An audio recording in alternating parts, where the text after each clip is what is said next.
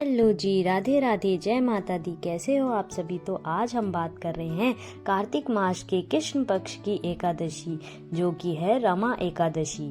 ऐसा कहा जाता है कि दशमी युक्त एकादशी नहीं करनी चाहिए। एकादशी इसलिए जिस दिन पूर्ण एकादशी मिल रही हो उसी दिन व्रत करना उत्तम माना जाता है।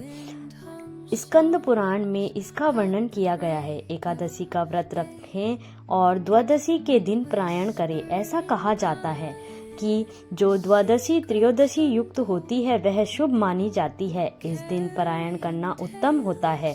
इसलिए रमा एकादशी शुक्रवार 17 अक्टूबर 2025 को रखी जाएगी। दरअसल इस बार एकादशी तिथि 16 अक्टूबर 2025 की सुबह 10:35 से शुरू हो रही है। वहीं एकादशी तिथि का समापन 17 अक्टूबर 2025 को 11:12 पर हो रहा है। ऐसे में 17 अक्टूबर को एकादशी का व्रत रखा जाएगा और इसका पारायण 18 अक्टूबर को किया जाएगा। तो इस तरह से हमने एकादशी के बारे में आपको बताया है। एकादशी खास तौर पर तुलसी माता की पूजा की जाती है। ऐसा कहा जाता है कि इस दिन तुलसी की मंजरी भगवान विष्णु को अर्पित करनी चाहिए। इससे भगवान विष्णु प्रसन्न होते हैं। इसके अलावा कार्तिक मास में आंवले का भी खास महत्व है, तो आंवले के वृक्ष की पूजा करनी चाहिए, जिससे कि भगवान हरि विष्णु बहुत प्रसन्न होते हैं। लक्ष्मी प्राप्ति की इच्छा करने वाला मनुष्य आंवले से स्नान करे। और रमा एकादशी का पारायण 18 अक्टूबर को 6:24 से 8:41 तक कर सकते हैं। तो ये मैंने आपको मुहूर्त बता दिया है कि पारायण कब करना है और कब क्या करना है। तो इसी तरह से रमा एकादशी एक बहुत ही विशेष एकादशी है, क्योंकि कार्तिक के महीने में पड़ रही है।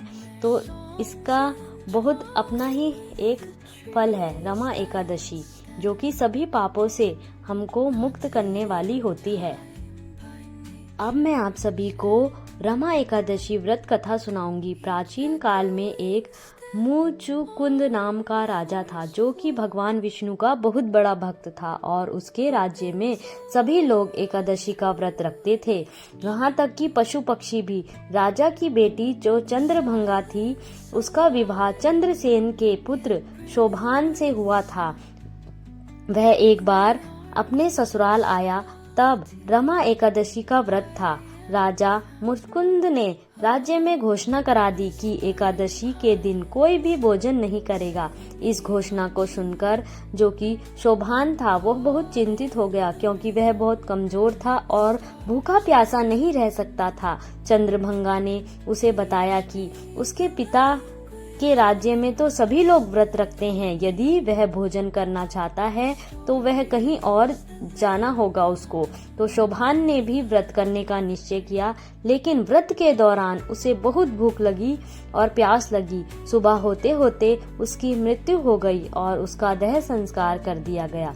व्रत के प्रभाव से शोभान को अगले जन्म में मंदारचल जो पर्वत है, वहां पर एक सुंदर नगरी मिली, लेकिन वह अस्थिर थी। कुछ समय के बाद मुचुकुंद के राज्य का एक ब्राह्मण जो कि शोभान से मिला, तो शोभान ने उस ब्राह्मण को बताया कि यह नगरी अस्थिर है।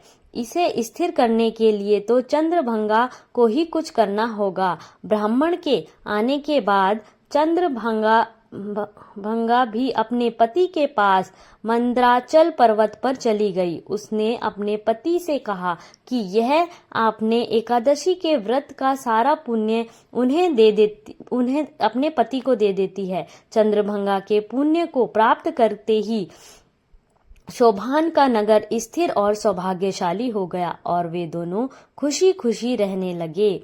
इस तरह से जब चंद्रभंगा ने अपने व्रत का जो पुण्य था अपने पति शोभान को दे दिया, जिससे कि उसकी नगरी स्थायी हो गई और वह दोनों खुशी खुशी रहने लगे। ये थी हमारी रमा एकादशी की व्रत कथा, जो कि समाप्त हो गई है। तो रमा एकादशी जो कि पुण्यदायी रमा एकादशी होती है। मैंने वो कथा आपको सभी को सुनाई है। इस तरह से आप एकादशी पर भगवान विष्णु का नाम लेकर ओम नमो भगवते वासुदेवाय इसका जप भी कर सकते हैं। संकीर्तन करना चाहिए, भगवान का नाम लेना चाहिए, क्रोध नहीं करना चाहिए और भगवान का नाम लेते लेते इस व्रत को पूर्ण करना चाहिए। राधे राधे, जय श्री